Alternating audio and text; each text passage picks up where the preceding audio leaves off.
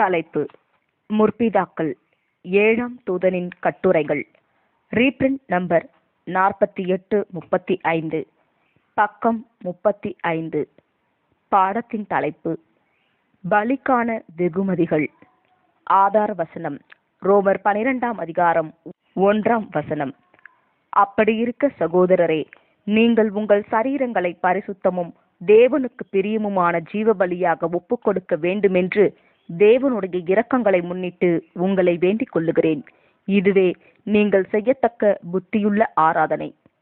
நமது பூலோக உரிமைகள் மற்றும் ஸ்லாக்கியங்களை பலி செலுத்தும்படிக்கு கர்த்தர் கட்டளையிட்டதாக வேத வாக்கியங்களில் நாம் பார்க்க முடியாது. தெய்வீக கட்டளையானது நீதியின் விஷயத்தோடு நின்று விடுகிறது.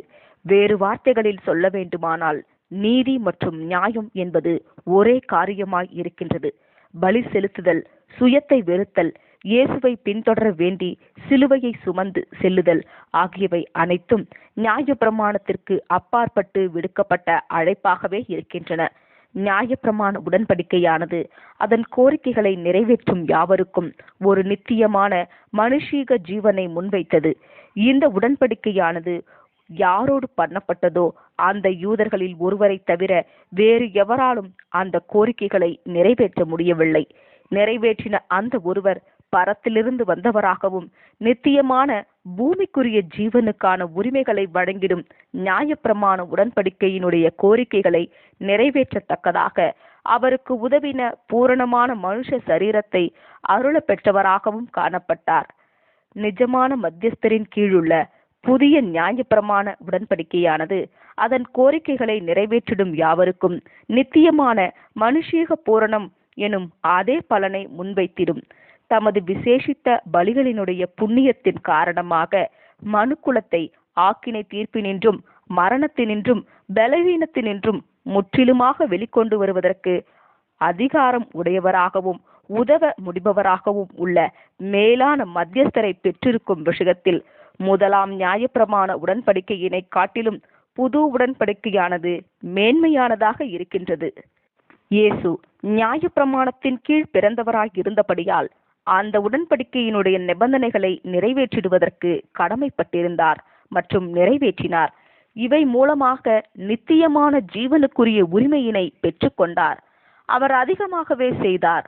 அவர் அந்த பூமிக்குரிய ஜீவனை பலி செலுத்தினார், அதை கொடுத்து வைத்தார்.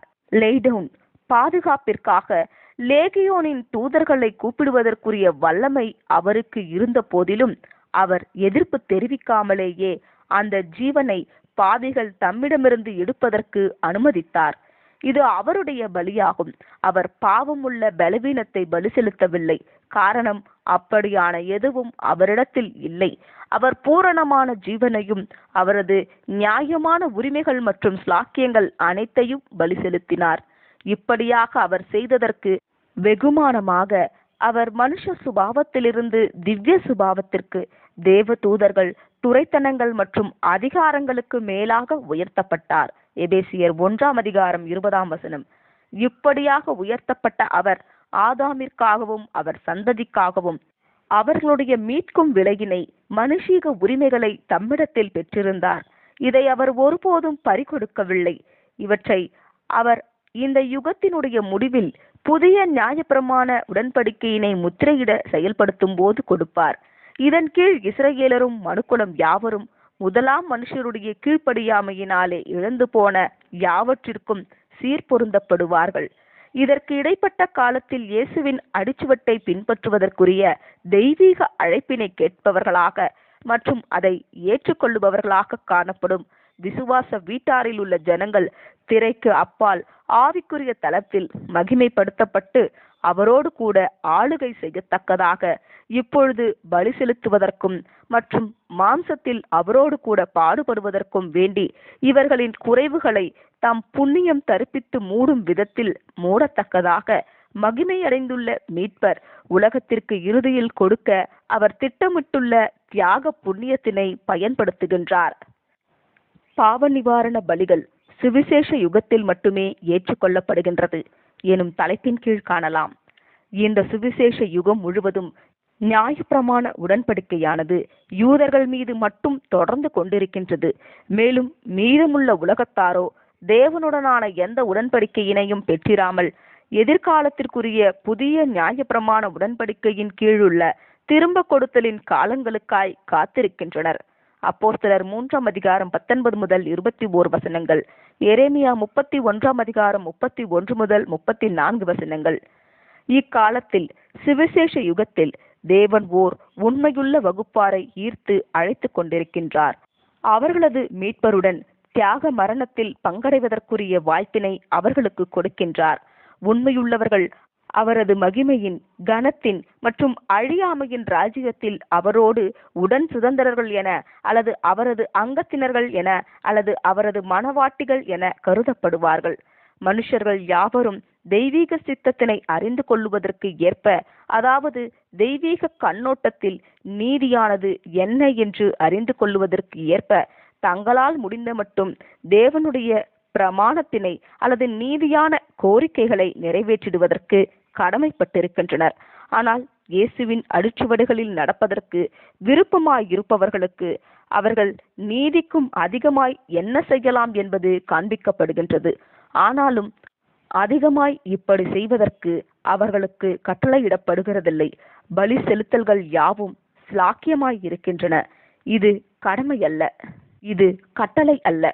இதற்கு இசைவாகவே பரிசுத்த பவுல் அடிகளார் கட்டளையிடும் விதத்தில் இல்லாமல் மாறாக வேண்டிக் கொள்ளும் விதத்தில் உங்களது சரீரங்களை ஜீவ பலிகளாக ஒப்பு கொடுக்கும்படிக்கு சகோதரரே உங்களை வேண்டிக் கொள்ளுகிறேன் என்று எழுதியுள்ளார். அவர் இதை கட்டளையிடவில்லை. இது கட்டளையாக கொடுக்கப்படுமாயின் பலி செலுத்துவதற்குரிய வாய்ப்பானது உடனடியாக தடை பண்ணப்பட்டிருக்கும். நம்மால் பலி செலுத்தப்படும் யாதொன்றும் கட்டளையின் பேரினாலான பலி அல்ல.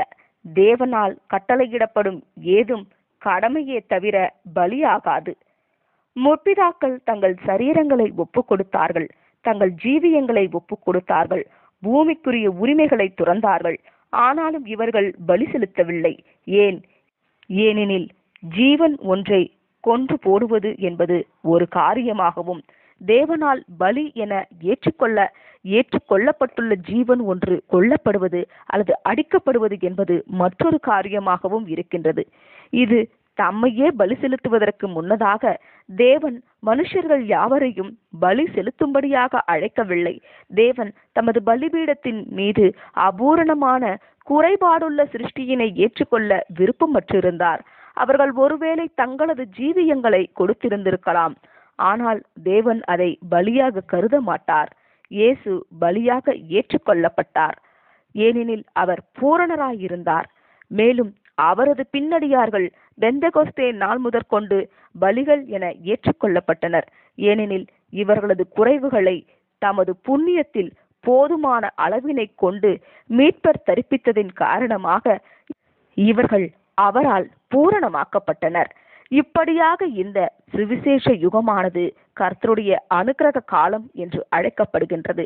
ஏனெனில் இந்த சுவிசேஷ யுகத்தில் முன் நிர்ணயிக்கப்பட்ட எண்ணிக்கையில் இயேசுவோடு கூட உடன்பலி செலுத்துபவர்களாக இருக்க போகிறவர்களை ஏற்றுக்கொள்ள தேவன் சித்தமாயிருக்கின்றார். ஆனால் முன் நிர்ணயிக்கப்பட்ட அந்த எண்ணிக்கை நிறைவடைகையில் அனுக்கிரக காலமும் உடனடியாக முடிவு பெறும். அதற்கு மேல் யாரும் பலி செலுத்துபவர்கள் என ஏற்றுக்கொள்ளப்பட மாட்டார்கள். நிஜமான பாவ நிவாரண நாளும் நிறைவடைந்திடும்.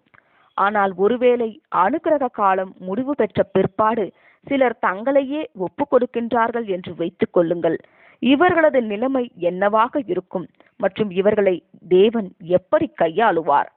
தேவன் மாறாதவராய் இருக்கின்றபடியினால் எப்படி பலியினாலான உடன்படிக்கையானது செயல்பாட்டிற்கு வருவதற்கு முன்னதாக தங்கள் ஜீவியங்களை ஒப்பு கொடுத்த முற்பிதாக்களுடைய உண்மையில் தேவன் பிரியப்பட்டாரோ, அவ்வாறே தமது சித்தத்தினை செய்யத்தக்கதாக தங்களது ஜீவியங்களை முழுமையாகவும் வரையறையில்லாமலும் அர்ப்பணிப்பவர்களாக தம்முடைய சிருஷ்டிகளை பெற்றிருப்பதில் அவர் எப்போதுமே பிரியமாக இருப்பார் என்று நாம் அனுமானித்துக் கொள்ள வேண்டும். முற்காலங்களில் தங்களது ஜீவியங்களை ஒப்புக் கொடுத்த அந்த முற்பிதாக்களுக்கு தேவன் மனுஷீக பரிபூரணத்தினை வாக்களித்தது போலவே சபை நிறைவடைந்த பிற்பாடும் பலி செலுத்துவதற்குரிய அனுக்கிரக வருஷங்கள் நிறைவடைந்த பிற்பாடும் ஜீவியங்களை ஒப்புக் கொடுப்பவர்களுக்கு பலனளிக்க விருப்பமாய் இருப்பார் என்றும் நாம் நியாயமாய் அனுமானிக்கலாம். ஆகையால் இந்த யுகத்தினுடைய முடிவிலும் சிலர் இருப்பார்கள். இவர்கள் மரண பரியந்தம் உண்மையுள்ளவர்களாக காணப்பட்டாலும் பரிசுத்த ஆவியினால் ஜெனிப்பிக்கப்படாதவர்களாய் இருப்பார்கள் மற்றும் உயிர்த்தெழுதலில் ஆவிக்குரிய தலத்தில் ஜீவநிலையை அடைய மாட்டார்கள். மாறாக இவர்கள் இந்த சுவிசேஷ யுகம் துவங்குவதற்கு முன்னதாகவே ஆயத்தம் பண்ணப்பட்டுள்ள முற்பிதாக்கள் வகுப்பார் போன்ற வகுப்பாரில் அங்கத்தினர்களாய் வருவார்கள். தன்னை ஒப்புக் கொடுப்பது என்பது எப்போதுமே புத்தியுள்ள ஆராதனையாக காணப்படும் எனும் தலைப்பின் கீழ் காணலாம். இவ்வுண்மைகளினுடைய கண்ணோட்டத்தின்படி நாங்கள் யுகத்தின் முடிவில் காணப்படும் கர்த்தரை அன்பு கூறுகிறவர்களுக்கும் மற்றும் அவரோடு முழுமையான ஐக்கியம் கொள்ளத்தக்கதாக வாஞ்சிக்கிறவர்களுக்கும் இந்த யுகம் முழுவதிலும் கடந்து வந்த அதே செய்தியையே அறிவுரையாக வழங்குகின்றோம். அதாவது, உங்கள் சரீரங்களை ஜீவ பலிகளாக ஒப்பு கொடுக்கும்படிக்கு சகோதரரே, தேவனுடைய இரக்கங்களை முன்னிட்டு உங்களை வேண்டிக் கொள்ளுகிறேன் என்பதே ஆகும். யுகத்தின் முடிவில் காணப்படும் இவர்கள் தங்களை பலிகள் என ஒப்பு கொடுத்த பிற்பாடு இவர்களை தேவன் ஏற்றுக்கொண்டு புதிய சுபாவத்திற்கு ஆவியில் ஜெனிப்பித்தலை அருளுவார் என்று இப்பொழுது எங்களால் இவர்களுக்கு உறுதியளித்திட முடியாது. ஆனாலும் இப்படி ஒப்பு கொடுப்பது இவர்களது புத்தியுள்ள ஆராதனையாக இருக்கும் என்றும் தமக்கும் தமது நோக்கத்திற்கும் தங்களது நேர்மை மற்றும் விசுவாசத்தினை வெளிப்படுத்திடும் யாவருக்கும் தேவன் எப்போதுமே பெரிதான பலன்களை கொடுப்பார் என்றும் இவர்களுக்கு எங்களால் உறுதியாக கூற முடியும்.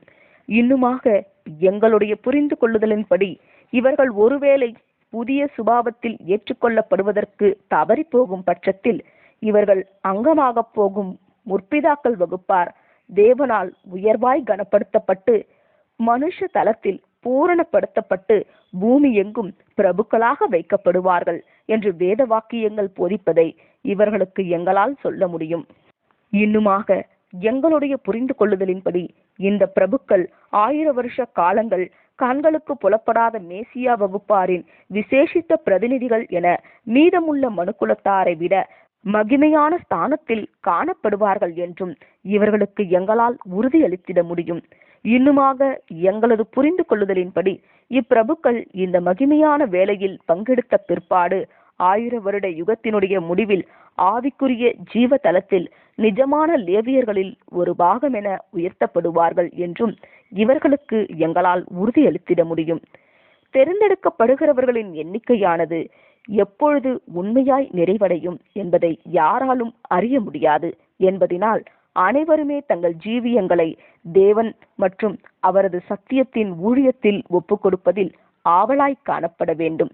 தேவனிடமிருந்து நமக்கு கிடைக்கப் போகும் பலனுடைய ரிவார்டினுடைய தன்மை தொடர்புடைய விஷயத்தில் நம் மனங்களில் காணப்படும் ஏதேனும் நிச்சயமின்மைகளின் நிமித்தம் நாம் ஊழியம் புரிய மறுக்கிறோம் என்று கூறுவது என்பது தேவனிடமிருந்து எந்த ஒரு தயவையும் பெற்றுக்கொள்வதற்குரிய நமது அபாத்திர தன்மையினை வெளிப்படுத்துகின்றதாய் இருக்கும்.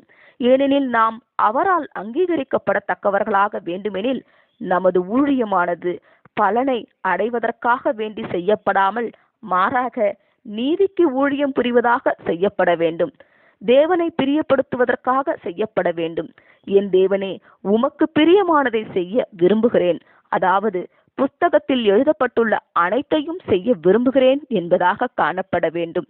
ஆகையால் நினைவு கூறுதலின் காலங்களில் அர்ப்பணிக்கப்பட்டவர்கள் அனைவரும் மீட்பருடைய மரணத்தினை அடையாளமாய் அனுசரிப்பதன் மூலமும் பிற்கப்பட்ட அப்பத்தின் பாகம் என மற்றும் அவரது பாடுகளின் பாத்திரத்தில் பங்கெடுப்பவர்கள் என கிறிஸ்துவின் பாடுகளில் பங்கடைவதற்கான தங்களது ஆவலையும் கூட அடையாளப்படுத்தி அனுசரிப்பதின் மூலமும் இவர்கள் தங்கள் அன்பையும் நேர்மையினையும் கீழ்ப்படிதலையும் உண்மையினையும் வெளிப்படுத்திட வேண்டும்.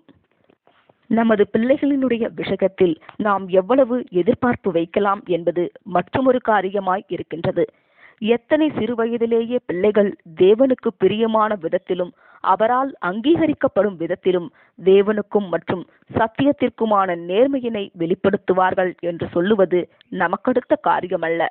பெற்றோர்களாய் இருப்பவர்கள் எல்லா விதங்களிலும் மாதிரியான வாழ்க்கையின் மூலம் மற்றும் நடத்தையின் மூலம் மரண பரியந்தம் கர்த்தருக்கு ஊழியம் புரிவதற்குரிய ஸ்லாக்கியத்தினை குறித்த தங்களது உணர்ந்து கொள்ளுதலை உதாரணப்படுத்திக் கொண்டும் விளக்கிக் கொண்டும் காணப்பட வேண்டும். இன்னுமாக பிள்ளைகள் வாரந்தோறும் போதிக்கப்படுவதற்கு பார்த்து கொள்ளப்பட வேண்டும். பிள்ளைகள் கூடுமான மட்டும் சத்தியத்தை அதிகமாய் பெற்றுக்கொள்ளத்தக்கதாக சத்தியத்தினுடைய பல்வேறு அம்சங்களை கூடுமானால் தினந்தோறும் போதித்துக் கொடுங்கள். மிகவும் சிறிய வயதையும் கொஞ்ச காலத்திற்கே உரிய மன மற்றும் இருதய வளர்ச்சியினையும் உடைய பிள்ளை தன்னை தேவனுக்கு ஏற்கும் விதத்தில் ஒப்பு கொடுப்பானா இல்லையா என்பதை தேவன் அறிவார். ஆகையால் தங்களது பிள்ளைகள் விஷயத்தில் பெற்றோர்கள் தங்களால் முடிந்த சிறந்த யாவற்றையும் செய்துவிட்டு விளைவினை கர்த்தரிடத்தில் விட்டுவிடுங்கள். அதுவும் பிள்ளைகள் விஷயத்தில் கர்த்தருடைய ஞானமுள்ள நீதியான மற்றும் அன்புள்ள தீர்மானம் என்னவாக இருப்பினும், அது பூமிக்குரிய தளத்திலோ அல்லது பரலோக தளத்திலோ இருப்பினும், எதுவாக இருப்பினும் அதில் முழு திருப்தி கொண்டு கர்த்தரிடத்தில் விட்டுவிடுங்கள். ஒருவன் தற்கால ஜீவியத்தில் வெற்றிகரமாய் தனது பரீட்சையினை நிறைவு செய்து மரணத்திற்குள்ளாக கடந்து போவதன் மூலமே அல்லாமல் மற்றபடி யாராலும் உயிர்த்தெழுதலில் உடனடியாக பூரணத்தில் இத்தலங்கள் யாதொன்றிலாகிலும் பிரவேசித்திட முடியாது என்பதை நாம் நினைவில் கொள்ள வேண்டும். மீதமுள்ள மனுக்குலத்தாரை பொறுத்தமட்டில் முன்னமே காண்பிக்கப்பட்டுள்ளது போன்று தங்கள் முன் மகிமையான வாய்ப்புகளையும் சந்தர்ப்பங்களையும் அக்காலங்களில் பெற்றிருப்பார்கள். ஆமேன்.